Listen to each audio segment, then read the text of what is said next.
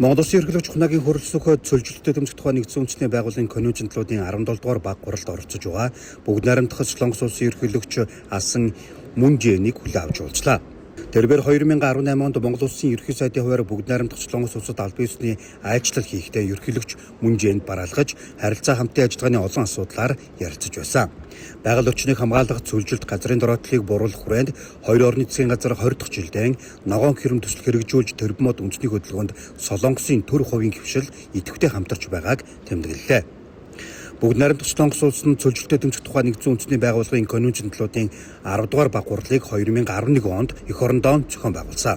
Уулзалтын үеэр бүс нутгийн их тайван аюулгүй байдал, ашиг томалтмал, газрын ховор элемент, боловсруулах үйлдвэр, сэргийгдэх эрчим хүч шинжилгээ ухаан, эрүүл мэнд, соёл урлаг, спорт, аялал жуулчлалын салбарт хамтран ажиллах болон ард түмний найрамдлал хөрлөлийг бэхжүүлэх талаар санал солилцлоо.